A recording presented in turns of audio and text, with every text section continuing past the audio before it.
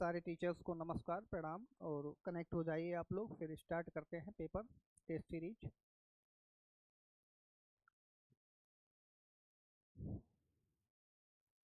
और पहला ही क्वेश्चन है स्क्रीन पर।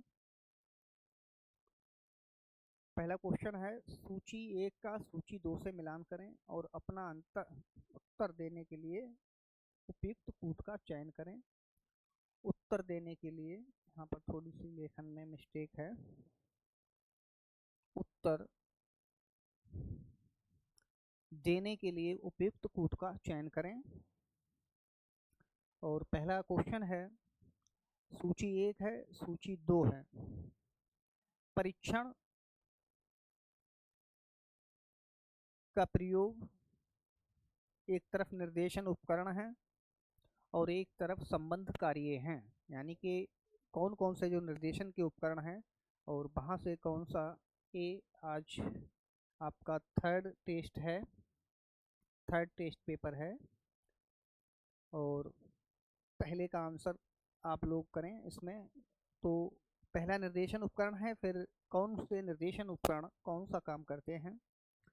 पहले है परीक्षण, फिर है परामर्श, अनुवर्ती कार्य, उपख्यानिक अभिलेख लगाना। तो अब देखिए, ऐसे क्वेश्चन जो होते हैं इनका उत्तर हम कैसे देखते हैं। तो सबसे पहले देखते हैं कि हम परीक्षण का कार्य क्या होता है। छात्रों, यही पता लगाना कि छात्र अपने व्यवसाय में अच्छा प्रदर्शन कर रहे हैं। तो छात्र अपने व्यवसाय में अच्छा प्रदर्शन कर रहे हैं अथवा नहीं कर रहे हैं, ये कार्य जो है किसका होता है।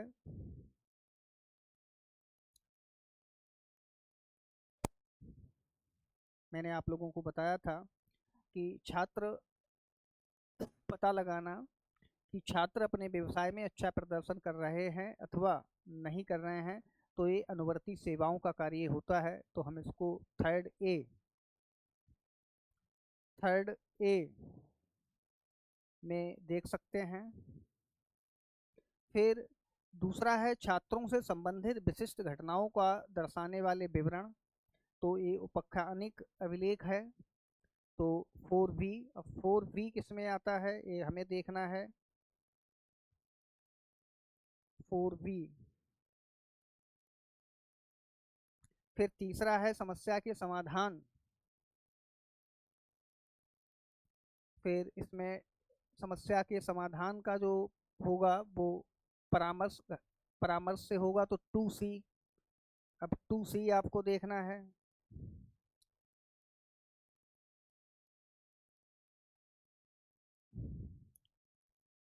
2C देखना है।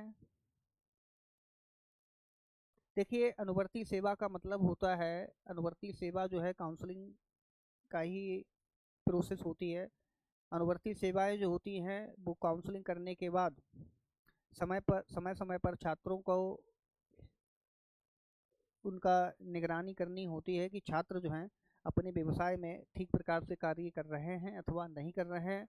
और अगर शिक्षा के क्षेत्र में अनुवर्ती कार्य का पता लगाना है तो हमें ये देखना है कि जो समस्या का आपने समाधान किया था छात्रों की, और छात्र क्या समस्या समाधान हो चुका है अथवा नहीं हो चुका है, तो समय समय पर उनकी निगरानी करते रहना, वो अनुवर्ती फॉलो अप सर्विसेज कहलाती हैं। फॉलो अप प्रोग्राम, अनुवर्ती का मतलब होता है फॉलो अप प्रोग्राम। अब देखिए, इसको इधर से देखते हैं। सबसे पहले हमारा आएगा परीक्षण।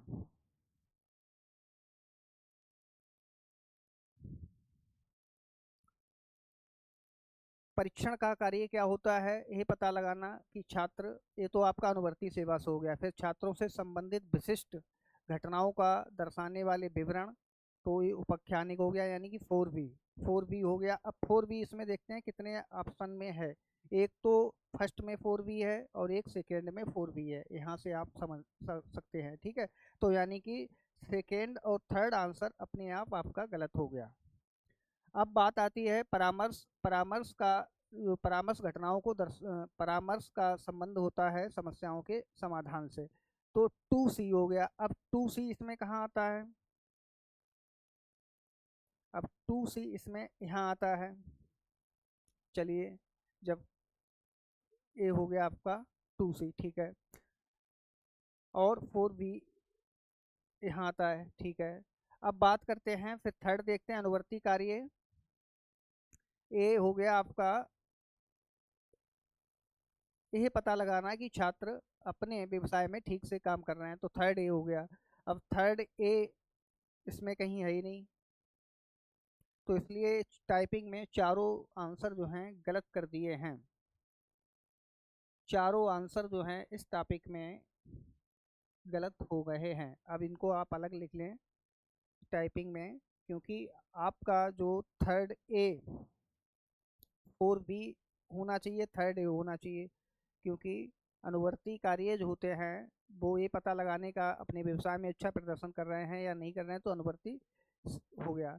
तो आप इस तरीके से लिख लें, अनुवर्ती यहाँ लिख देते हैं जिससे आपका गलत ना हो। अनुवर्ती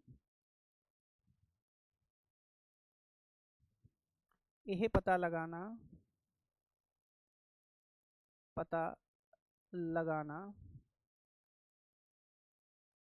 कि छात्र अपने व्यवसाय में ठीक से काम कर रहे हैं, ठीक है। तो ये आपका हो गया अनुवर्ती वाला।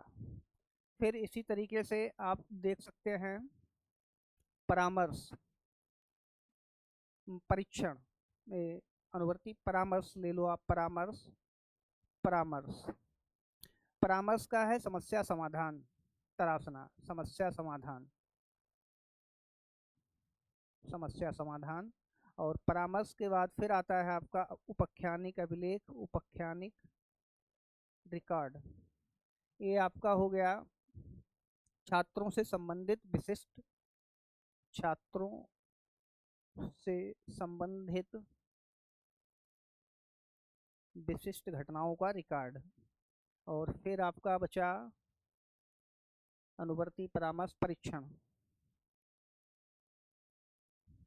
छात्रों की योजनाओं का पता लगाना, छात्रों की योजनाओं का आप पता लगाना। तो इस तरीके से आपके आंसर हो गए। हाँ, एरो से मिलान कर देते हैं, ये भी ठीक है। ऑप्शन इसके चारों गलत टाइप हो गए हैं, कोई बात नहीं, एरो से कर देते हैं। परीक्षण, छात्रों की योग्यताओं का पता लगाना, परामर्श, समस्या समाधान, अनुवर्ती कार्य ये पता लगाना कि छात्र अपने व्यवसाय में प्रदर्शन कर रहे हैं, और विशिष्ट विवरण ये आपका आ जाएगा। इस तरीके से आपका आंसर राइट हो गया। अब नेक्स्ट क्वेश्चन देखते हैं। नेक्स्ट क्वेश्चन, पर्ट का विस्तृत रूप क्या है? बहुत इंपॉर्टेंट क्वेश्चन है, पहले वाला भी इंपॉर्टेंट क्वेश्चन था, ये भी बहुत इंपॉर्टेंट क्वेश्चन है। पर्ट का विस्तृत रूप क्या है? आंसर प्लीज सेकंड का।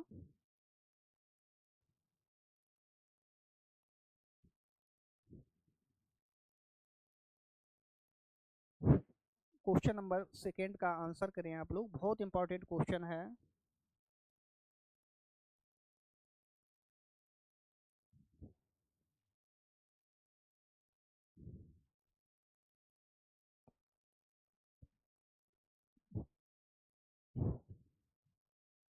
हाँ, जिन लोगों ने सी बताया है उनका राइट है, इसको ध्यान रखना है। Program of evaluation technique, evaluation technique है पर व्यवसाय क्षेत्र में इसका प्रयोग किया जाता है कि कर्मचारी अपने ठीक से परफॉर्मेंस कर रहे हैं अथवा नहीं कर रहे हैं, तो इसका याद रखना है, प्रोग्राम ऑफ इवेल्युएशन टेक्निक। और मोस्ट इम्पॉर्टेंट क्वेश्चन है ये। नेक्स्ट है, नेतृत्व की कौन सी शैली सर्वाधिक प्रभावशाली है? Question number third, answer please. नेतृत्व की कौन सी शैली सर्वाधिक प्रभावशाली है? अब यहाँ पर चार शैली हैं, इन चार में से ही आपको सर्वश्रेष्ठ चुनना है। पहला है निरंकुश, प्रतिभागी, क्रियान्वित और रूपांतकारी।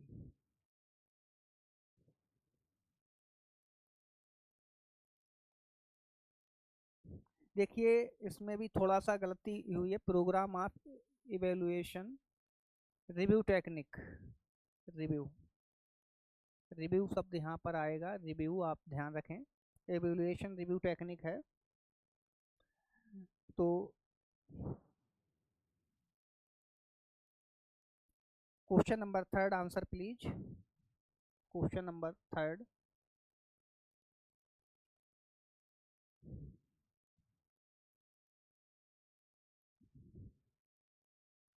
हाँ, programme of evaluation review technique.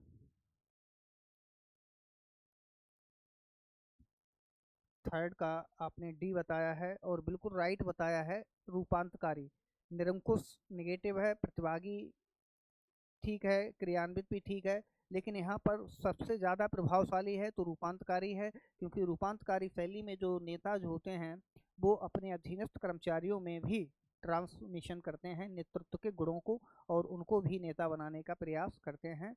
तो इस तरीके से रूपांतकारी शैली इन चारों में श्रेष्ठ है, तीनों चारों में। फिर नेक्स्ट देखते हैं क्वेश्चन नंबर 4। निम्नलिखित में से शैक्षिक पर्यवेक्षण के उद्देश्य हैं। क्वेश्चन नंबर 4, निम्नलिखित में से शैक्षिक पर्यवेक्षण के उद्देश्य हैं। पहला है निर्णय निर्माण का समन्वय करना, प्रभावशाली समझौता, समर्थन प्रदान करना, प्रबंधकीय कार्य को विनियमित करना।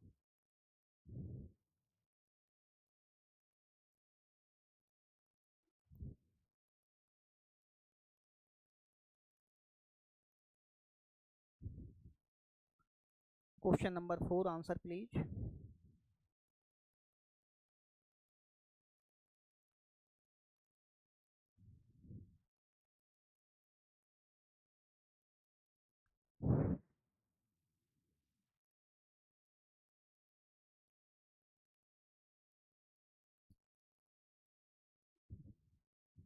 हाँ, देखिए, जो पर्यवेक्षण वर्तमान समय में शैक्षिक पर्यवेक्षण है उसके जो कार्य हैं वो प्रभावी समझौता कराना भी है, समर्थन प्रदान करना भी है, टीचर का सहयोग करना है, और प्रबंधकीय कार्यों को विनियमित करना भी है कि ठीक तरीके से मैनेजमेंट चलता रहे, इसलिए सहयोग प्रदान करना है। अब इसमें बहुत सारे लोगों ने ये बताया है, 3 बी आंसर आए हैं, बी सी डी। तो इसका जो राइट आंसर होगा वो बी सी डी होगा। क्यों होगा? क्योंकि निर्णय निर्माण का कार्य शैक्षिक पर्यवेक्षण का नहीं होता है। निर्णय का जो निर्माण होता है, निर्णय प्रक्रिया का, वो एक तो उच्च स्तर पर शीर्ष निकाय के द्वारा होता है और संस्थागत नियोजन में प्राचार्य का होता है। तो इस तरीके से बी सी डी इसमें आंसर करेक्ट होना चाहिए। अब नेक्स्ट क्वेश्चन देखते हैं, क्वेश्चन नंबर 5। कौन सा देश उच्च शिक्षा के क्षेत्र में उच्च शिक्षा के स्तर पर दूरस्थ शिक्षा पाठ्यक्रम में अग्रणीय है? दूरस्थ शिक्षा पाठ्यक्रम के क्षेत्र में अग्रणीय स्थान रखता है। क्वेश्चन नंबर 5 का आंसर प्लीज।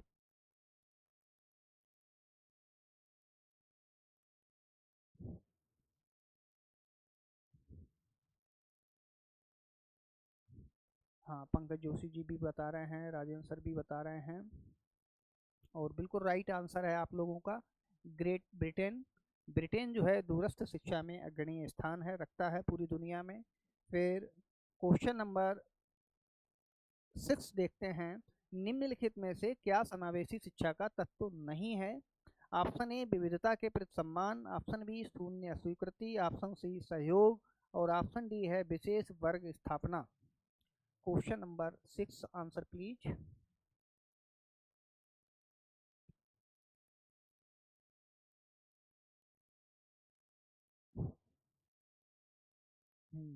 और बिल्कुल राइट आंसर आपने लोग बताया है आप सभी लोगों ने। विविधता के प्रति सम्मान है, क्योंकि समावेशी शिक्षा में विविध पृष्ठभूमि के बच्चे रहते हैं।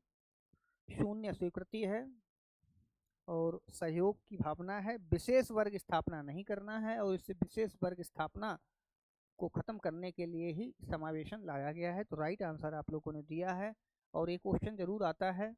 नेक्स्ट क्वेश्चन है, प्रतिभाशाली बालक में निम्नलिखित में से किन क्षेत्रों में सामान्य बालकों से आगे निकलने की प्रवृत्ति होगी? Question number 7। शारीरिक स्वास्थ्य और जीवन, सामाजिक परिपक्वता और संतुलन, शैक्षणिक उपलब्धि, अभिरुचि की व्यापकता और सामान्य बहुविज्ञता बहुबुद्धि। क्वेश्चन नंबर 7 का, और जोशी जी सी बता रहे हैं, भावना जोशी जी सी बता रही हैं, और डी भी आप लोग बता रहे हैं, राजेंद्र सर, आशीष जी। अब देखो, प्रतिभाशाली बालक है, शारीरिक स्वास्थ्य और जीवन के क्षेत्र में सामान्य बच्चे भी प्रतिभाशाली बच्चों से आगे हो सकते हैं। सामाजिक परिपक्वता और संतुलन अन्य बच्चों की भी अच्छी हो सकती है। जो सामान्य प्रवृत्ति होगी आगे निकलने की, वो शैक्षणिक उपलब्धि की होगी, क्योंकि प्रतिभाशाली बच्चे जो होते हैं बुद्धिमान होते हैं और बहुत जल्द ही वो अपने पाठ्यक्रम को सीख जाते हैं, तो शैक्षणिक उपलब्धि में संभावना जो है आगे रहेगी, आगे रहेगी। क्वेश्चन नंबर 6, हाँ देखिए पहले इसको देख लेते हैं, तो ये भी इम्पोर्टेंट क्वेश्चन है, ध्यान में रखना है। शैक्षणिक उपलब्धि के क्षेत्र में प्रतिभाशाली बालक जो हैं सामान्य बालकों की तुलना में आगे हो सकते हैं। बाकी अभिरुचि की व्यापकता सामान्य बालकों की भी हो सकती है, सामान्य बालकों में भी बहुत ज़्यादा अभिरुचियाँ होती हैं। सामान्य ज्ञान सामान्य बच्चों का भी बहुत अच्छा हो सकता है, तो इसलिए शैक्षणिक उपलब्धि ध्यान रखना है। क्वेश्चन नंबर 6 देख लेते हैं। समावेशी शिक्षा का तत्व नहीं है, यहाँ पर क्वेश्चन नंबर 7 है, और हाँ तो 6 देखते हैं, फिर 7 पर भी चर्चा कर लेते हैं। विविधता के प्रति सम्मान एक तत्व है। समावेशन में विविध पृष्ठभूमि के बच्चे हैं, उनमें विकलांग बच्चे भी हैं, सामान्य बच्चे भी हैं, प्रतिभाशाली बच्चे भी हैं, अनुसूचित जाति जनजाति के बच्चे भी शामिल होते हैं। तो विविधता के प्रति सम्मान का भाव समावेशी शिक्षा की आत्मा है। शून्य अस्वीकृति है। शून्य अस्वीकृति से तात्पर्य है कि बच्चे की विकलांगता के आधार पर, जाति धर्म लिंग के आधार पर कुछ भी किसी भी प्रकार का कोई भेदभाव नहीं है। सहयोग करना है, जो विकलांग बच्चे हैं विशेषकर उनका सहयोग करना है, ताकि वो आगे बढ़ें, मुख्यधारा से जुड़ सकें, और विशेष वर्ग की स्थापना नहीं करना है। विशेष वर्ग से तात्पर्य है कि एक अलग एलीट वर्ग तैयार कर देना, ये समावेशी शिक्षा का उद्देश्य नहीं है। समावेशी शिक्षा का उद्देश्य है सभी बच्चों को, विशेषकर अनुसूचित जाति जनजाति विकलांग और पिछड़े बालकों को समाज की मुख्य धारा से जोड़ना समावेशी शिक्षा का अहम उद्देश्य है, तो ये हमें ध्यान में रखना है। अगला क्वेश्चन है 7 क्वेश्चन जो था, प्रतिभाशाली बच्चे जो होते हैं, और प्रतिभाशाली बच्चे हैं, सामान्य अभिरुचि की व्यापकता आप पूछ रहे हैं, तो देखो अभिरुचि की व्यापकता और सामान्य विद्वता या विज्ञता बहुविज्ञता शब्द है। तो इससे तात्पर्य ये होता है कि जो सामान्य बच्चे होते हैं उनमें भी अभिरुचियाँ हो सकती हैं, कई क्षेत्रों में उनमें कला कौशल हो सकते हैं, सामान्य ज्ञान भी उनका अच्छा हो सकता है प्रतिभाशाली बालकों की तरह। लेकिन जो शैक्षणिक उपलब्धियां होती हैं, और प्रतिभाशाली बच्चे को डिफाइन करते हुए मनोवैज्ञानिक कहते हैं कि एक प्रतिभाशाली बालक वो होता है जो निरंतर अपनी अचीवमेंट को बनाए रखता है, निरंतर। हाँ बिल्कुल राइट आंसर बताया आपने। निरंतर अपनी प्रतिभा को, उपलब्धियों को बनाए रखता है, अपने परफॉर्मेंस को बनाए रखता है, उसे हम प्रतिभाशाली की श्रेणी में रखेंगे। जैसे उदाहरण देते हैं, यदि कोई बालक क्लास 9th में 90% मार्क्स लेकर पास हो जाता है, और 8th में 7 में उसके नियर अबाउट 70% थे, और 10th 11th में फिर वो 40% 50% 60% पे आ गया, तो ऐसे बच्चे को हम प्रतिभाशाली नहीं मानते हैं। प्रतिभाशाली का मतलब होता है क्लास 1 से लेकर और जहाँ तक उसने शिक्षा प्राप्त की है वहाँ तक उसके 1-2% का इधर उधर हेर फेर हो सकता है, लेकिन उसकी उपलब्धियाँ जो हैं निरंतर एक समान रहती हैं, और वो अपनी उपलब्धियों को मेंटेन करके रखता है। वो बालक प्रतिभाशाली की श्रेणी में आता है, इसीलिए वो गॉड गिफ्टेड बोला जाता है। तो यहाँ पर शैक्षणिक उपलब्धि जो होती है वो प्रतिभाशाली बालकों की हमेशा श्रेष्ठ होती है। अब बात करते हैं कौन सा समाज जातिगत निष्ठा को बढ़ावा देगा। चार ऑप्शन है, गतिशील समाज, मुक्त समाज, कौन सा समाज जातिगत निष्ठा को बढ़ावा देगा। बहुत इंपॉर्टेंट क्वेश्चन है ये भी। चार ऑप्शन है, गतिशील समाज, मुक्त समाज, बंद समाज, योग्यता आधारित समाज। और आप लोगों ने राइट आंसर बताया है बंद समाज।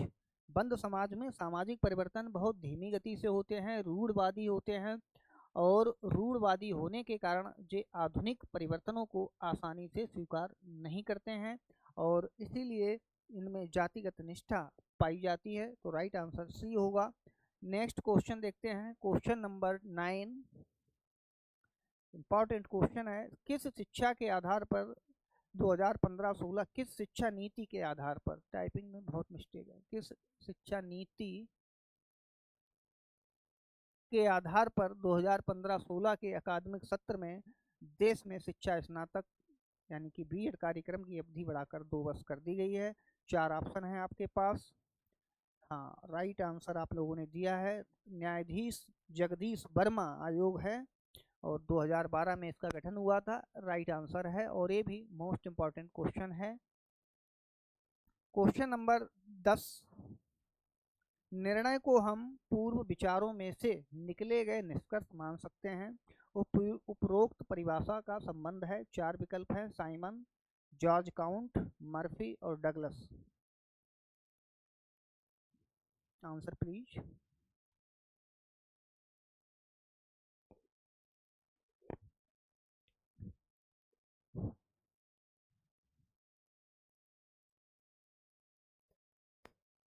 हाँ, 10A बताया आप लोगों ने, बिल्कुल राइट है। साइमन की ये डेफिनेशन है, निर्णय को हम पूर्व विचारों में से निकले गए निष्कर्ष मान सकते हैं। उपरोक्त परिभाषा साइमन की है। और डिसीजन मेकिंग, निर्णय प्रक्रिया और कम्युनिकेशन में साइमन का बहुत बड़ा योगदान है। नेक्स्ट क्वेश्चन देखते हैं, निम्नलिखित में से गलत तथ्य का चुनाव कीजिए। निर्णय करना सामान्य एवं नित्यपूर्ण घटना है तथा सभी प्रकार के संगठनों पर लागू होती है। ऑप्शन बी, निर्णय वह प्रक्रिया है जिसके अंतर्गत एक प्रबंधक किसी कार्य को करने के लिए उपलब्ध संभव विकल्पों में से किसी श्रेष्ठ विकल्प का चयन करता है, किसी कसौटी के आधार पर करता है। निर्णय सदैव धनात्मक होता है। ऑप्शन डी, निर्णय पूर्व निर्धारित उद्देश्यों की पूर्ति के लिए किए जाते हैं। बहुत कंसेप्ट पर आधारित इंपॉर्टेंट क्वेश्चन है, और ये पूरे कंसेप्ट को आपके क्लियर करता है एक ही क्वेश्चन, निर्णय में डिसीजन मेकिंग को।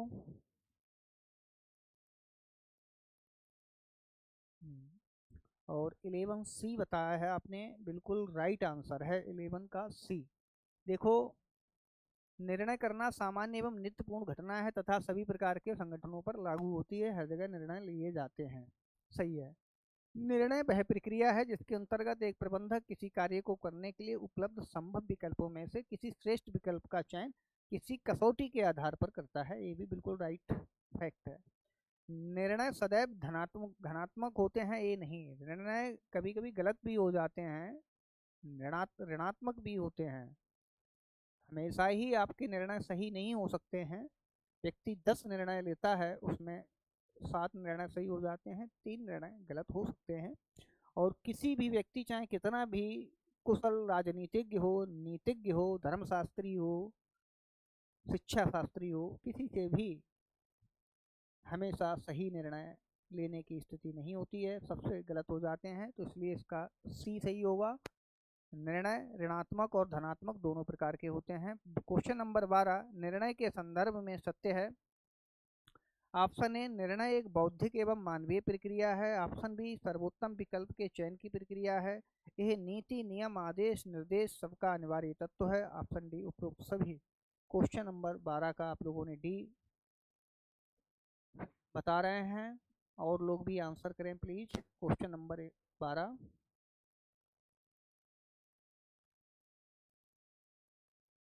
हाँ, बिल्कुल राइट आंसर है 12 का डी। निर्णय बौद्धिक मानवीय प्रक्रिया है, सर्वोत्तम विकल्प के चयन की प्रक्रिया है, नियम, आदेश, निर्देश सबका अनिवार्य तत्व निर्णय होता है। राइट है। नेक्स्ट क्वेश्चन देखते हैं, प्रबंधक जो कुछ भी करता है निर्णयों के द्वारा ही करता है, किसने कहा है। चार विकल्प हैं, साइमन, पीटर ड्रकर, क्लिंस, नीग्रो और नीग्रो। Question number 13।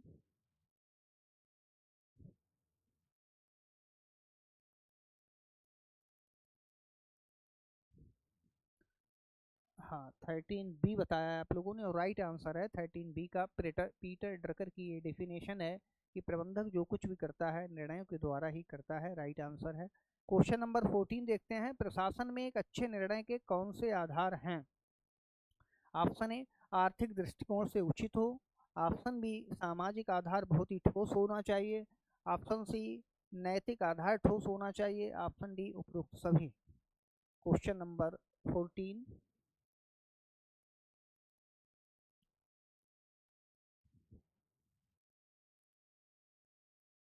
बिल्कुल राइट आंसर आप लोगों ने दिया है 14 का डी, आर्थिक दृष्टिकोण, सामाजिक, नैतिक सभी आधार होते हैं निर्णय के। अब देखते हैं निर्णय के संदर्भ में असत्य है। निर्णय स्वयं साध्य नहीं है बल्कि साध्य तक पहुंचने के लिए साधन है। निर्णय में उद्देश्य तथा विवेकशीलता अनिवार्य है। सभी निर्णय दृढ़ता के प्रचायक होते हैं। निर्णय में कई विकल्पों में से एक चुना जाता है। ये भी बहुत बहुत कंसेप्चुअल और व्यवहारिक और इम्पोर्टेंट क्वेश्चन है। Question number 15। हाँ, 15 का आप लोगों ने आंसर सी बताया है और बिल्कुल राइट आंसर है। देखिए, सभी निर्णय दृढ़ता के परिचायक हों ऐसा नहीं होता है। कभी कभी निर्णय जो हैं लोग जो हैं अनमने ढंग से भी लेते हैं, यानी कि कॉन्फिडेंस कम हो नहीं होता है, लेकिन फिर भी व्यक्ति जो है संभावना के आधार पर निर्णय ले लेता है। तो सभी निर्णय दृढ़ता के परिचायक होते हैं ऐसा जरूरी नहीं होता है। बाकी तीनों विशेषताएं निर्णयों की हैं। Question number 16। प्रशासनिक निर्णयों पर सर्वाधिक प्रभाव पड़ता है? अधीनस्थों का, संसाधनों का, प्रक्रिया का, ऑप्शन डी, नीति का। ये भी बहुत इंपॉर्टेंट क्वेश्चन है। 16 नंबर का क्वेश्चन जो है प्रशासनिक निर्णयों पर आपको ध्यान रखना है, सर्वाधिक प्रभाव पड़ता है। क्वेश्चन का सी का आप लोगों ने डी बताया है और बिल्कुल राइट है, नीति का प्रशासनिक निर्णयों पर। क्योंकि जो प्रशासनिक अधिकारी होते हैं, जब आप प्रशासन चलाते हैं तो नीति का सर्वाधिक प्रभाव पड़ता है कि जो नीतियाँ बनाई गई हैं उन नीतियों के अनुसार ही आपको, उनके अंडर रह कर ही आपको निर्णय लेने होते हैं। नेक्स्ट क्वेश्चन है, जब निर्णयकर्ता दूसरों की सहायता लेकर तथा सुझावों का स्वागत करके निर्णय करता है तो निर्णयन की यह शैली कहलाती है? ऑप्शन ए, अवधारणात्मक। ऑप्शन बी, व्यवहारात्मक। ऑप्शन सी, विश्लेषणात्मक। ऑप्शन डी, निर्देशात्मक। Question number 17। और ये आज के जो क्वेश्चन हैं ये बहुत इंपॉर्टेंट क्वेश्चन है। ये पूरा आपके आत्मा है इस पेपर की। क्वेश्चन नंबर बी बताया है आप लोगों ने, बिल्कुल राइट है। जब हम दूसरों के से सुझाव सहायता लेकर निर्णय करते हैं तो वो व्यवहारात्मक पद्धति कहलाती है। नेक्स्ट क्वेश्चन है क्वेश्चन नंबर 18। क्या आप सहमत हैं कि व्यावसायिक शिक्षा हमारे स्थापित सामाजिक मूल्यों का पतन कर रही है? ऑप्शन ए, हाँ 100%। ऑप्शन बी, बिल्कुल नहीं। ऑप्शन सी, वस्तुनिष्ठ उत्तर देना संभव नहीं है। उपरोक्त में से कोई नहीं। Question number 18। आप लोग क्वेश्चन नंबर भी मेंशन कर दें।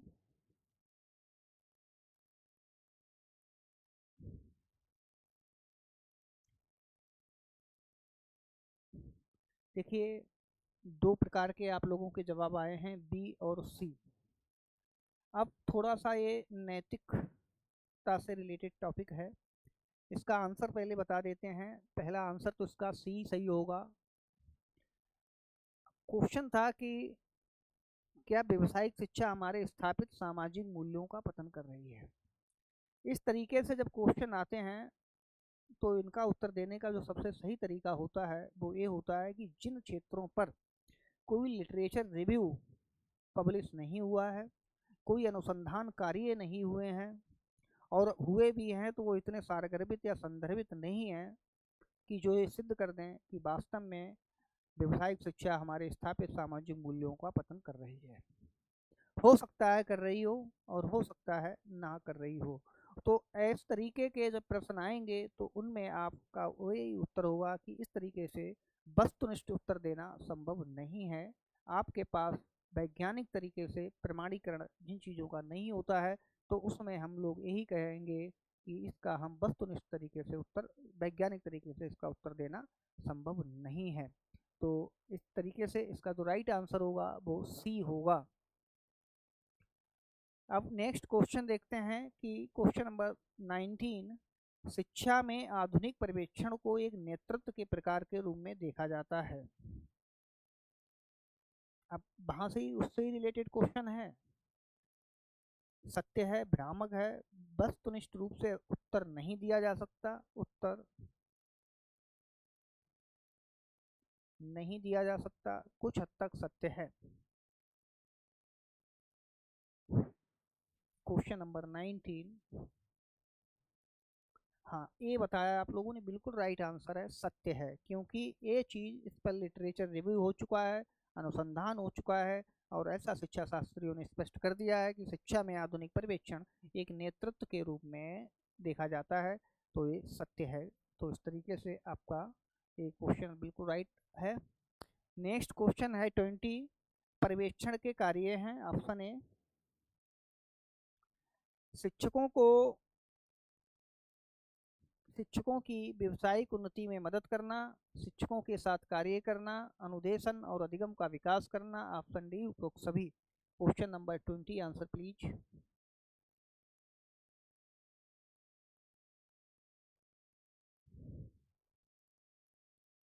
हाँ, शिक्षकों की व्यावसायिक उन्नति में मदद करना है, शिक्षकों के साथ कार्य करना है, अनुदेशन अनुदेशन और अधिगम का विकास करना है, उपरोक्त सभी। राइट आंसर है आपका डी। अब क्वेश्चन नंबर देखते हैं 21, निम्नलिखित में से कौन सा एक पर्यवेक्षण का कार्य नहीं है। ऑप्शन ए, पाठ्यक्रम का उन्नयन करना पर्यवेक्षण का कार्य नहीं है। ऑप्शन ए, पाठ्यक्रम का उन्नयन करना। ऑप्शन बी, राज्य, जिला एवं नगरों के अनुदेशन सेवाओं के बीच समन्वयकरण करना, मूल्यांकन का उन्नतीकरण करना या उन्नयन करना। पर्यवेक्षण का कार्य वर्तमान समय में नौकरशाही उपागम पर आधारित है। Question number 21।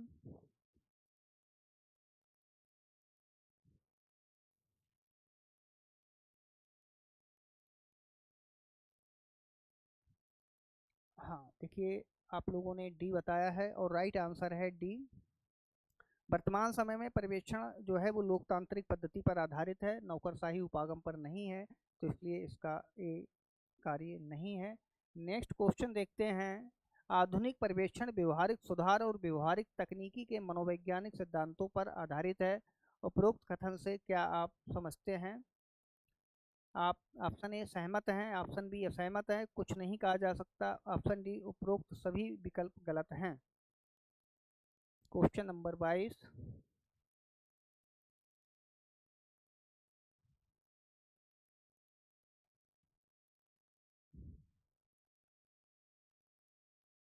हाँ बिल्कुल राइट आंसर आपने दिया है।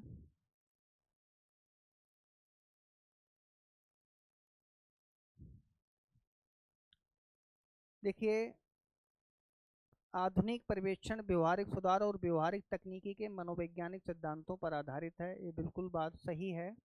तो इसका राइट आंसर ए होगा कि जहाँ पर जो चीज़ें सत्य हैं, जो शिक्षा शास्त्रियों ने कोट की हैं, लिखी हैं, अनुसंधान हुए हैं, तो वहाँ पर इन चीज़ों पर हम राइट अपनी सहमति बताएंगे और अगर तथ्य गलत है तो असहमति बताएंगे।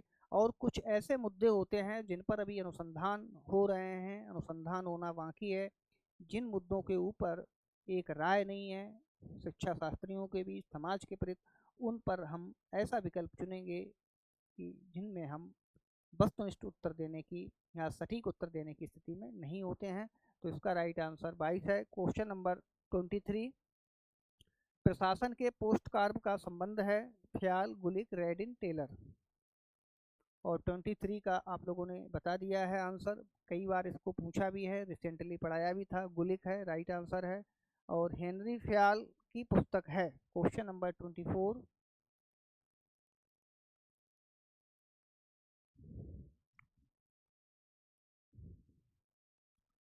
हाँ, मीनाक्षी जी ने ये बताया है, जोशी जी ने, मिश्रा जी ने, सभी लोगों ने ये बताया है। और राइट आंसर है general and industrial management.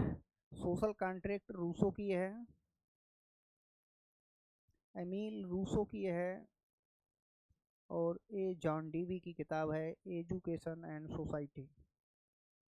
John Dewey की ये किताब है, एजुकेशन एंड सोसाइटी।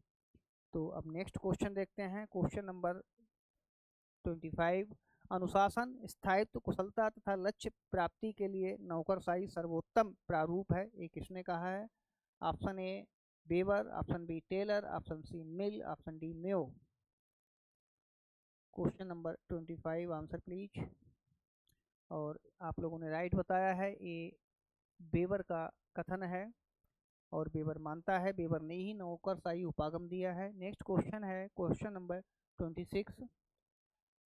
शैक्षिक प्रशासन की उपयोगिता है मानवीय संबंधों के विकास में, प्रयासों के एकीकरण में, ऑप्शन सी संबंधों की व्यवस्था, ऑप्शन डी उपरोक्त सभी। Question number 26।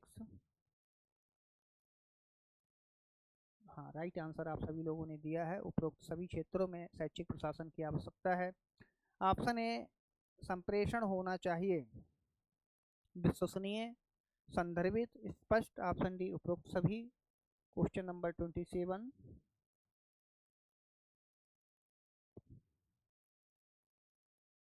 27 का आप लोगों ने डी बताया है और बिल्कुल राइट है, डी होना चाहिए। संप्रेषण विश्वसनीय हो, संदर्भित हो, स्पष्ट हो, राइट आंसर डी होना चाहिए। संप्रेषण ये भी टॉपिक चल रहा है। ऑप्शन है संप्रेषण के भाषागत अवरोध हैं।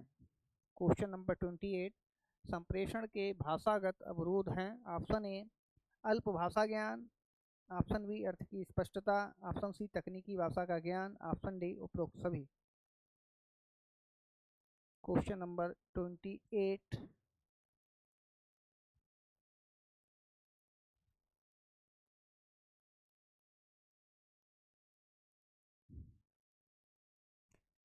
देखिए 28 बड़ा सरल क्वेश्चन है, आप लोग ए बता रहे हैं, डी बता रहे हैं। इसका जो राइट आंसर होगा संप्रेषण भाषागत अवरोध हैं। देखिए अवरोध पूछ रहा है वो, अवरोध, तो जब अवरोध पूछ रहा है तो अल्प भाषा ज्ञान ये अवरोध हो सकता है, अर्थ की स्पष्टता अवरोध नहीं है, तकनीकी भाषा का ज्ञान भी अवरोध नहीं है, तो अल्प भाषा ज्ञान अवरोध है। तो राइट आंसर इसका ये होगा 28 का। नेक्स्ट क्वेश्चन है, मीडिया का कार्य क्षेत्र है, क्वेश्चन नंबर 29। सूचना उपलब्ध कराना, ऑप्शन बी शिक्षित करना, ऑप्शन सी निगरानी करना, ऑप्शन डी उपरोक्त सभी। Question number 29।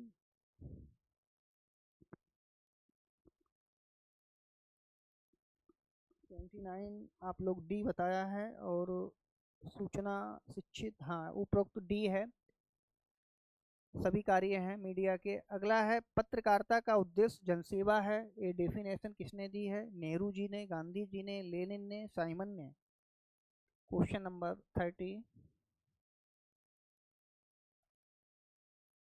Answer please. Question number 30।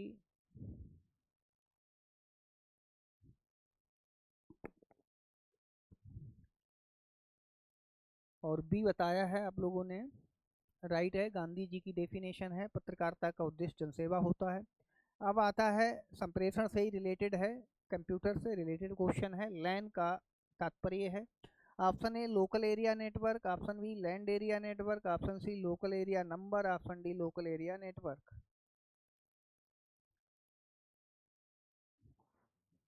31 का ए है, लेकिन इसमें ए और डी दोनों हैं, एक सही टाइप कर दिया है। लोकल एरिया नेटवर्क होता है, हमें ध्यान में रखना है, लोकल एरिया नेटवर्क, नेटवर्क। और एक बैन होता है, उसका मतलब होता है wide area network, wide area network, network. यहाँ से क्वेश्चन पूछे जाते हैं। अगला आता है शैक्षिक प्रबंधन में नवीन प्रवृत्तियां हैं, क्वेश्चन नंबर 32। प्रजातांत्रिक सिद्धांतों को अपनाने की प्रवृत्ति, पाठ्यक्रम का पुनर्गठन करने की प्रवृत्ति, व्यावसायिक प्रशिक्षण देने की प्रवृत्ति, ऑप्शन डी उपरोक्त सभी शैक्षिक प्रबंधन में नवीन प्रवृत्तियां हैं। और राइट आंसर आप लोगों ने बताया है उपरोक्त सभी, प्रजातांत्रिक, पाठ्यक्रम का पुनर्गठन, व्यावसायिक प्रशिक्षण। 33 देखते हैं, किस प्रकार के नेतृत्व में व्यक्ति की योग्यता एवं विद्वता का विशेष महत्व होता है। लीडरशिप से रिलेटेड क्वेश्चन है आपका, क्वेश्चन नंबर 33।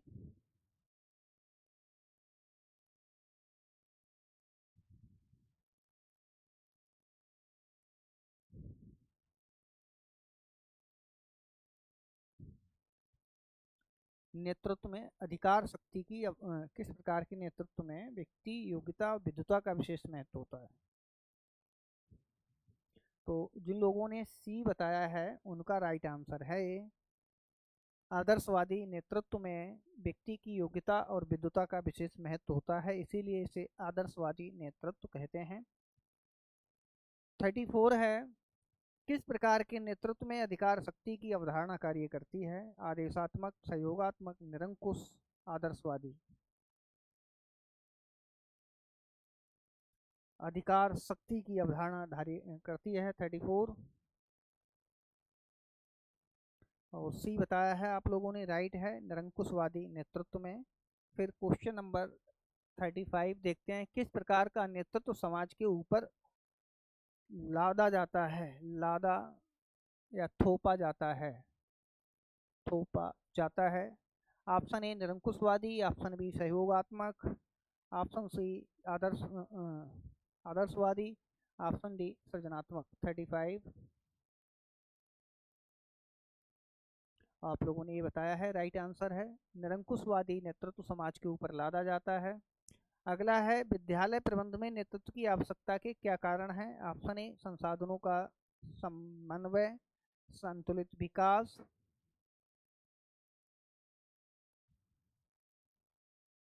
निश्चित दिशा निर्देश, ऑप्शन डी उपरोक्त सभी। 37 का डी बताया है आप लोगों ने। 37 राइट है, 37 का डी उपरोक्त सभी हैं। नेक्स्ट है, पाठ्यचर्या का कौन सा मॉडल वर्तमान संस्कृति के मूल्यों को महत्व प्रदान करता है। ये मॉडल मैंने सब आपको बताए हैं। पाठ्यचर्या का कौन सा मॉडल वर्तमान संस्कृति के मूल्यों को महत्व प्रदान करता है। और 38 का आंसर करें आप लोग। 37 का डी आपने राइट बता दिया है। क्वेश्चन नंबर 38 और ये बता रहे हैं आप लोग, गुडलैंड मॉडल है, बिल्कुल राइट है। नेक्स्ट क्वेश्चन देखते हैं, क्वेश्चन नंबर 39, पाठ्यचर्या का अंतर्वैयक्तिक संबंध मॉडल किसने दिया है। बहुत इंपॉर्टेंट क्वेश्चन है। 4 ऑप्शन हैं, Carl Rogers, Goodland, Saylor Alexander और हटनी। Question number 39 answer please.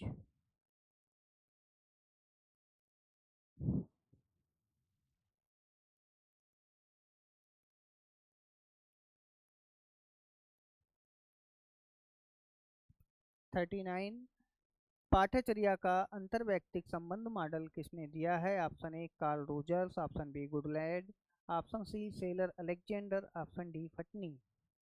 और आप लोगों ने ये बताया है कार्ल रोजर्स का अंतर्वैयक्तिक संबंध मॉडल है। नेक्स्ट क्वेश्चन है, निम्नलिखित में से कौन सा कथन मुक्त कक्षा मॉडल के संदर्भ में सही नहीं है। कंसेप्ट पर आधारित है। खुला कक्षा मॉडल क्रियाकलाप पाठ्यचर्या पर आधारित है। ऑप्शन बी, इस मॉडल के अनुसार विद्यार्थी स्वयं करके या क्रियाकलापों में भागीदारी द्वारा सीखता है। ऑप्शन सी, इस मॉडल में विद्यार्थी की रुचि, आवश्यकताओं और अभिवृत्तियों को ध्यान में नहीं रखा जाता है।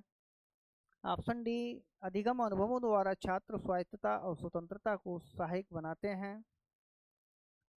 40 का आंसर करें। और बहुत इंपॉर्टेंट क्वेश्चन है, आप लोगों ने सी बताया है, राइट है। इस मॉडल में शिक्षार्थी की रुचियों और आवश्यकताओं को ध्यान में रखा जाता है, इसमें है नहीं रखा जाता है, तो इसीलिए इसका सी होगा। नेक्स्ट क्वेश्चन है क्वेश्चन नंबर 41। किस पाठ्यचर्या प्रतिमान में समूह के सभी प्रतिभागी ईमानदारी से परस्पर संप्रेषण करते हैं और एक दूसरे की अनुभूतियों का पता लगाते हैं? ऑप्शन 4 हैं फटनी मॉडल, फटनी। ऑप्शन बी खुला model, option C Goodland model, option D अंतर्वैयक्तिक संबंध मॉडल। 41 का आंसर प्लीज, 41।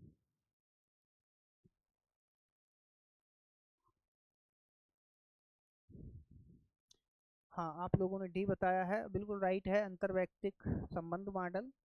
क्वेश्चन नंबर 42, वर्तमान एवं भविष्य में शिक्षा का एक अनोखा निवेश है, किस शिक्षा नीति का मूलभूत आधार है?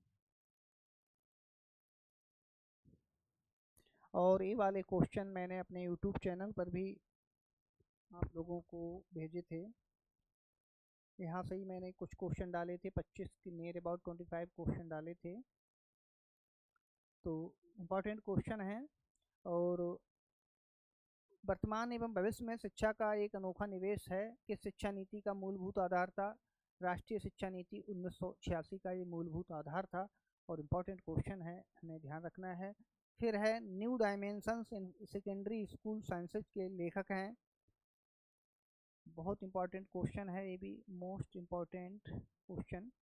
फलहर्ड, रोजर्स, फेरे और जॉर्ज काउंट। Question number 43।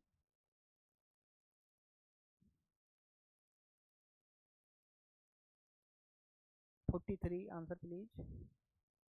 हाँ, मीनाक्षी जी ने ये बताया, सभी लोगों ने ये बताया है, राइट आंसर है फलहर्ड है।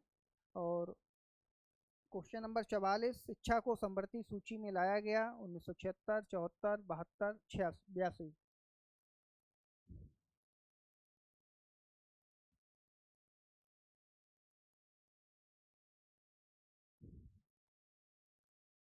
ये बताया आप लोगों ने, राइट है, 1976 में 42वें संविधान संशोधन द्वारा शिक्षा को समवर्ती सूची में लाया गया है।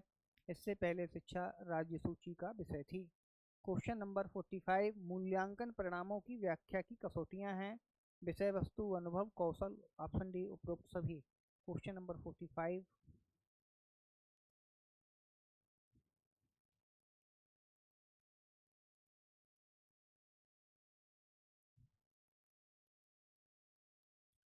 45 डी आपने बताया है, बिल्कुल राइट आंसर है, मूल्यांकन परिणामों की व्याख्या की सभी कसौटियां हैं, विषय वस्तु, अनुभव, कौशल सभी हैं। पाठ्यचर्या मूल्यांकन का महत्व है।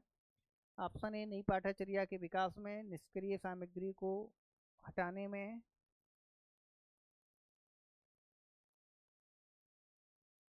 पाठ्यचर्या की प्रभावशीलता को मालूम करने में। ऑप्शन डी उपरोक्त सभी। 45 का आप लोग, 46 का आंसर प्लीज। 46 का आपने डी बताया है, और राइट आंसर है 46 का डी। क्वेश्चन नंबर 47 देखते हैं, निम्नलिखित में से गलत कथन का चयन कीजिए। ये बहुत इंपॉर्टेंट क्वेश्चन है, कंसेप्ट पर आधारित है। लोक व्यवहार संतुष्टिदायक आदान प्रदान पर आधारित है। ऑप्शन बी हमारी सर्वाधिक रुचि दूसरों में होती है। ऑप्शन सी दूसरों के बिना हमारा काम चलने वाला नहीं है। और लोगों को अपना अहम बहुत प्यारा होता है। और ये बहुत इंटरेस्टिंग टॉपिक है, लोक प्रशासन से रिलेटेड क्वेश्चन है, और ये आपकी अंतर्वैयक्तिक कौशलों से ये संबंधित क्वेश्चन है। और आप लोगों ने भी बताया है, बहुत सही आंसर दिया है। हमारी सर्वाधिक रुचि दूसरों में नहीं होती है, हमारी सर्वाधिक रुचि जो है स्वयं में होती है। जब हमने आपको इंटरपर्सनल स्किल्स में पढ़ाया था तो ये बताया था। तो आज फिर अगली क्लास है, कल आप लोगों की संडे को क्लास होगी। और टाइम हम आपको ग्रुप में बता देंगे। और यही को यहाँ से ही क्लास को, ये क्वेश्चन 47 सॉल्व हुए हैं, क्वेश्चन 48 से इसको आगे बढ़ाएंगे टेस्ट सीरीज को। तब तक के लिए धन्यवाद। Have a good day.